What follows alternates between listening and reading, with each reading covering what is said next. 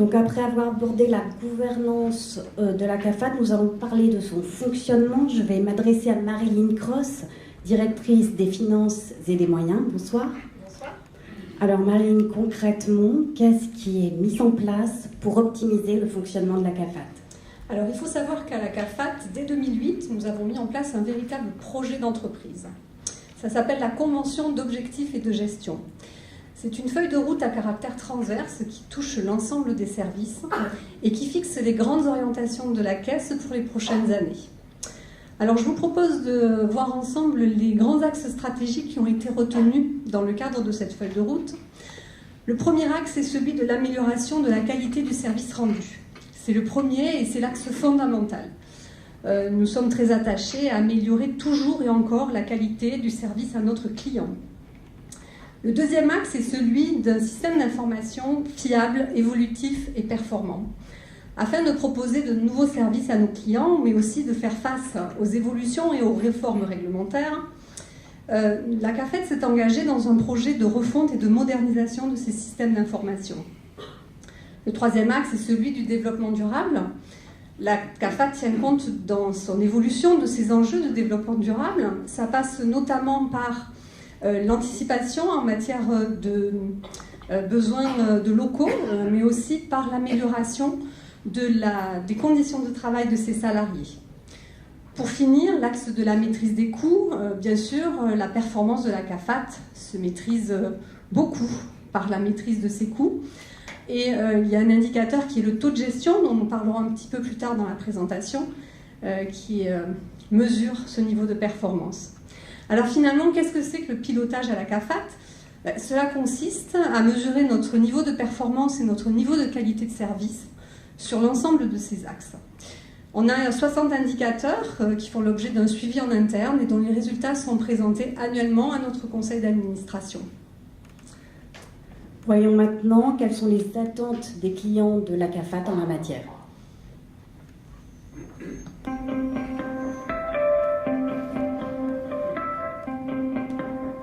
J'ai juste été un peu surprise d'une chose, c'est que quand on prend une cotisation, apparemment, la personne m'a dit qu'on pouvait varier d'une cotisation à l'autre.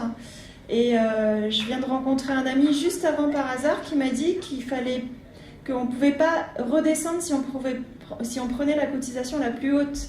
Donc ma question, c'est pourquoi les gens qui travaillent ici n'informent pas clairement les patentés concernant les variations de cotisation, les changements de cotisation. Pourquoi les agents que nous avons en face de nous au comptoir ne peuvent pas répondre tout simplement à toutes nos questions en fait? Il faut toujours faire appel à leur supérieur ou à quelqu'un d'autre. En fait. Je voulais savoir si c'est à cause des déficits que mon collègue a eu pas mal de temps à attendre pour pouvoir être payé. Et puis pourquoi tant de signatures pour pouvoir arriver à une même chose, qu'on soit payé, quoi.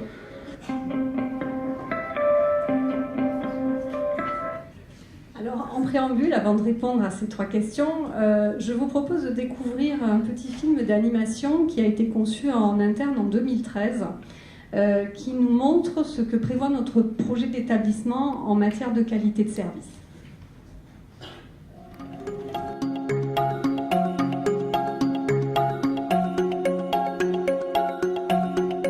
Nous devons améliorer, toujours et encore, la qualité du service client. Répondre vite et bien, réduire les délais de règlement et garantir l'équité de traitement, viser la pleine satisfaction du client dans l'exercice de chacun de nos métiers. Ceci implique d'être à l'écoute de nos assurés et affiliés. Savoir qui ils sont et ce qu'ils attendent de nous, mieux les informer pour offrir un service de qualité répondant à leurs attentes.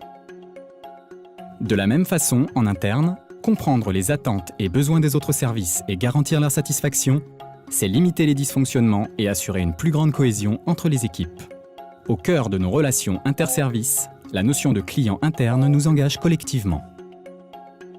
Enfin, améliorer la qualité du service client, c'est innover en développant la dématérialisation des échanges pour simplifier les démarches et accroître l'efficacité et la rapidité de nos traitements.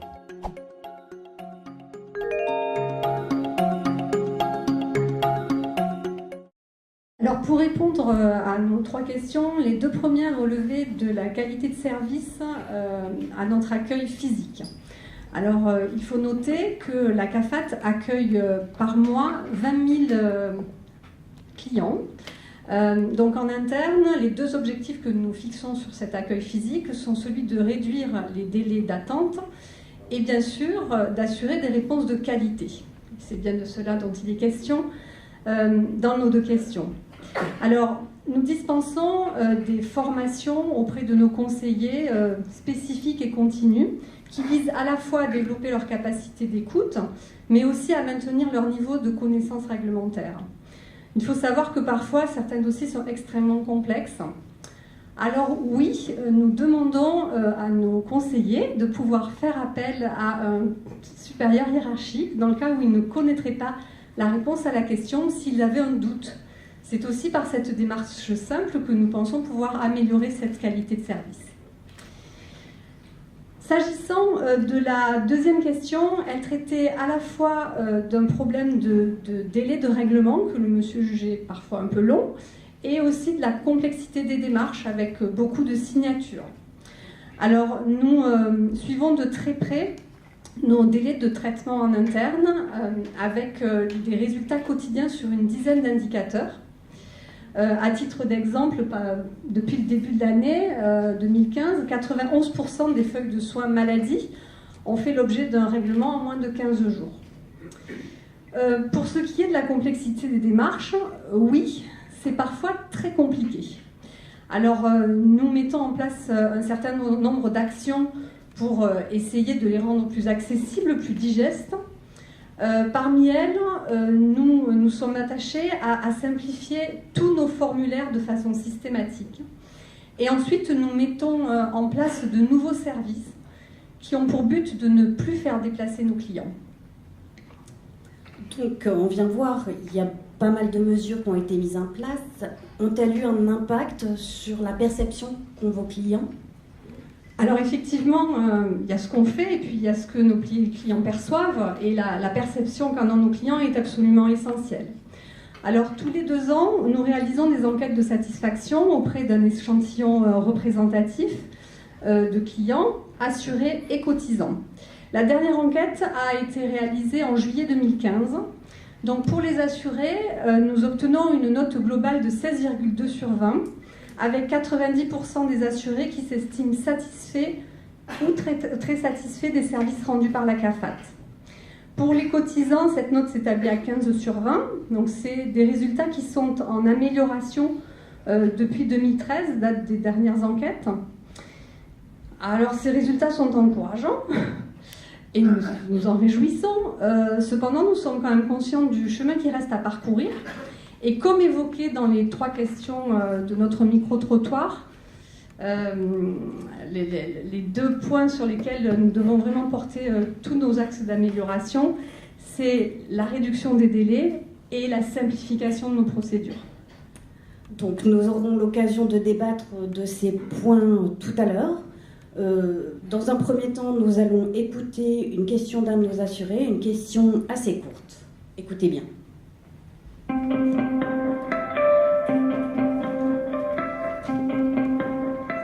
Si plus tard la CAFAT doit se déplacer, elle se déplacera où ? Voilà, alors question cruciale. La CAFAT va-t-elle se déplacer et si oui, à quel endroit ? Qui a fait couler beaucoup d'encre. Énormément. Alors c'est un dossier que nous avons relancé en interne il y a quelques mois, celui du schéma directeur immobilier. Alors la première question, c'est pourquoi déménager ? Aujourd'hui, la CAFAT est implantée sur 6 immeubles différents sur Nouméa. Cet éclatement géographique génère des surcoûts qui ont été estimés à près de 100 millions de francs annuels. Donc afin de gagner en productivité et aussi de permettre à la CAFAT de faire face à ces nouveaux enjeux, il est essentiel que la Caisse définisse ses besoins immobiliers à moyen et long terme. Alors le monsieur nous pose la question de où va aller la CAFAT. Alors la commission d'appel d'offres est en cours d'examen de 13 propositions de foncier sur la commune de Nouméa et ses communes environnantes. Le conseil d'administration sera amené à se prononcer sur cette question dans le courant du premier semestre 2016. Donc il est un peu tôt pour pouvoir vous annoncer quelle sera la future implantation de notre centre administratif. Ce qu'il est important de souligner, c'est que le schéma directeur immobilier prévoit une présence de la CAFAT renforcée dans le Nord. C'est au cœur des services administratifs de Koné que nous avons fait l'acquisition d'un terrain. Cette plus grande proximité est une grande attente de nos clients et c'est aussi ainsi que nous souhaitons améliorer notre qualité de service rendu. Très bien, donc si j'ai bien compris, on ne doit pas s'attendre à un déménagement immédiat, c'est bien ça? Non. Ok. Passons à la question suivante, une question assez directe, je l'avoue.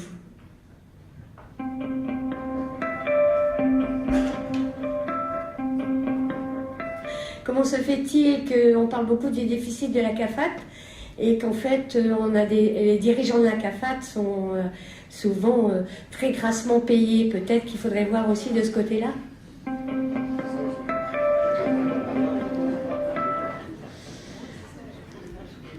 Alors il y a certaines idées fausses qui sont bien répandues sur la réalité des niveaux de salaire. S'agissant des salaires de nos dirigeants, la Cour des comptes s'est prononcée sur cette question et a considéré que les salaires pratiqués au sein de la CAFAT étaient conformes à ceux des autres dirigeants des institutions de la place. À l'époque, suite au rapport d'audit, les salaires de nos dirigeants avaient d'ailleurs fait l'objet d'une parution dans la presse. Voilà pour répondre à la dame. Évidemment, on parle des niveaux de salaire, on pense tout de suite aux coûts de fonctionnement. À travers ce colloque, nous souhaitons tordre le cou à un certain nombre d'idées reçues. Et donc, on voudrait effectivement aborder les coûts de fonctionnement. Il y a plusieurs approches possibles pour analyser les coûts de fonctionnement. L'indicateur principal est celui du taux de gestion, qui représente effectivement les coûts de la caisse. Les approches peuvent être différentes. Elles peuvent être strictement comptables, elles peuvent être économiques, elles peuvent être de gestion. Alors, les résultats obtenus sont tous différents. Alors, en interne, nous travaillons sur cette question depuis 2 ans et on voulait aussi vous dire que c'est une question qui est complexe parce que la gestion de la CAFAT est complexe. Nous devons d'abord gérer distinctement un très grand nombre de régimes. Il y a des obligations réglementaires qui nous imposent d'avoir une nomenclature et une présentation des comptes qui est bien définie. Et puis, il y a un certain nombre d'opérations intergestion qui peuvent dérouter le lecteur non avisé.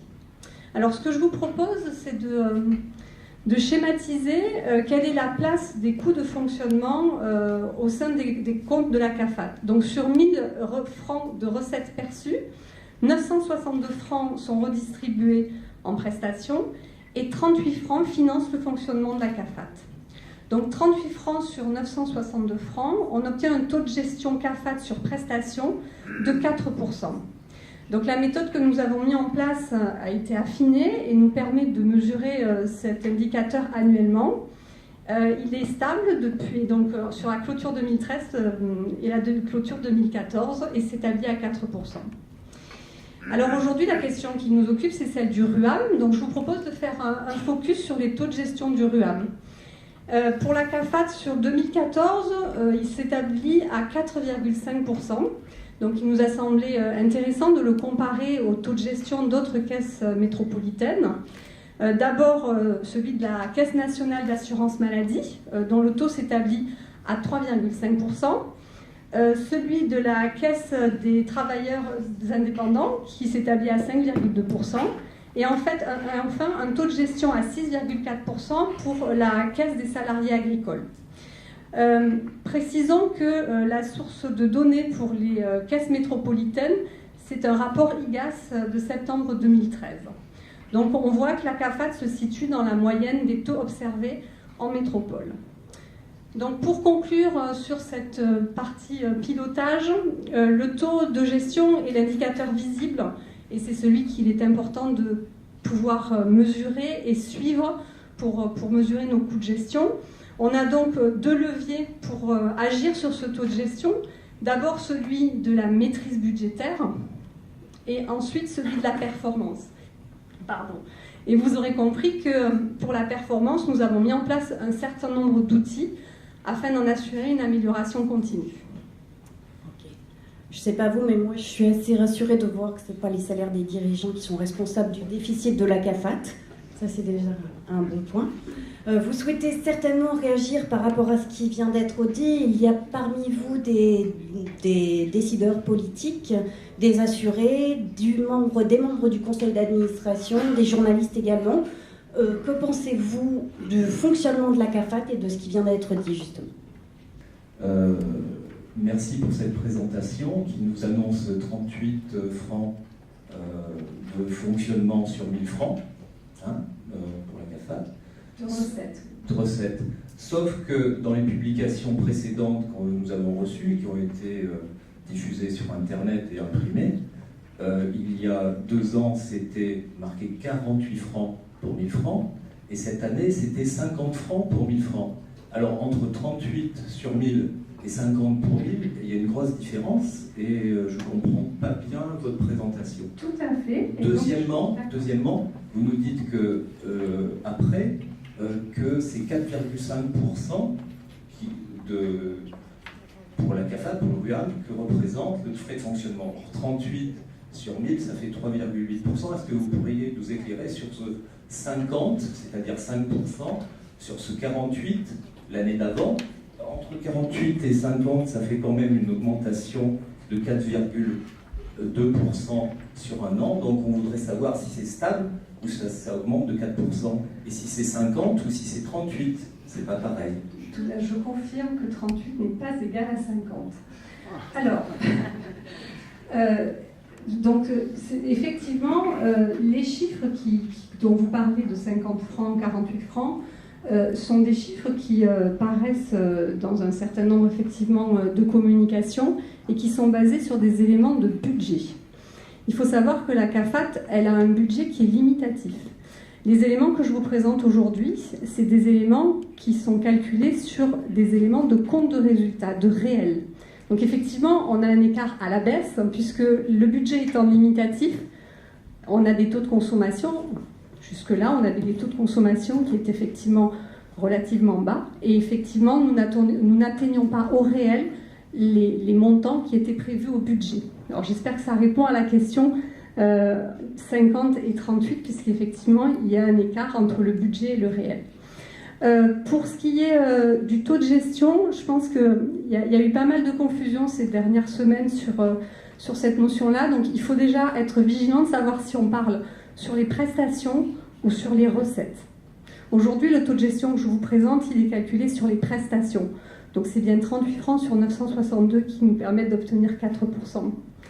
C'est important parce que c'est vrai que les approches, comme je l'indiquais, j'ai vraiment voulu vous le dire tout à l'heure, les approches, elles peuvent être différentes et effectivement, après, on peut en tirer des conclusions qui sont plus ou moins hasardeuses. Donc aujourd'hui, les chiffres qu'on vous présente, c'est des chiffres que nous avons validés et qui ont fait l'objet de pas mal d'analyses en interne. Et en chiffre brut, ça représente combien? Alors en chiffre brut, les coûts de gestion de la CAFAT, on est à près de 7 milliards. Parce qu'il y a 4 ans, ils étaient à 4 milliards. Bon, si vous dites 7 milliards pour le fonctionnement de la CAFAT, c'est le chiffre actuel. Simplement pour faire référence, pour avoir des taux de comparaison, l'ensemble des honoraires des médecins libéraux pour le RUAM l'année dernière, c'est 4,2 milliards. Donc l'ensemble des honoraires des médecins libéraux sur la Nouvelle-Calédonie l'année dernière, 4,2 milliards. Le fonctionnement de l'organisme qui est censé faciliter les choses entre les cotisants pour avoir des prestations, etc., c'est 7 milliards. Pour combien de personnel? 500 et quelques personnes à la CAFAT, madame? Combien de personnel à la CAFAT? Alors, le personnel CAFAT, c'est effectivement 650 personnes. Pour ce qui est de votre comparaison, les 7 milliards, c'est le global CAFAT. Oui. Il me semble que le chiffre que vous comparez concerne effectivement strictement le RUAM, donc je ne sais pas si la comparaison est... Non, mais c'est pas ça. Ce que je veux dire, c'est que 650 personnes qui travaillent à la CAFAT pour faciliter les choses, pour qu'il y ait une sécurité sociale, quelque chose de solidaire, des gens sur le terrain qui travaillent, des sociétés d'exercice de médecins, qui emploient du monde, et ça fait plus de 700 personnes employées avec les médecins et les assistants, etc. Ces 700 personnes, 4,2 milliards, La CAFAT, 650 personnes, 7 milliards pour travailler. Ok, mais c'est toujours des chiffres intéressants. Après, je pense que l'exercice de comparaison a parfois des limites. Oui, en fait, pour compléter un petit peu la réponse, la CAFAT gère, comme on l'a dit, les 5 régimes de protection sociale, assure le recouvrement de cotisations, gère les dispositifs sociaux de solidarité que la Calédonie a bien voulu lui confier en gestion. Et donc tout ça, effectivement, ça nécessite et ça justifie le personnel pour assurer cette gestion quotidienne. Ce n'est pas que la CAFAT, ce n'est pas que le RUA.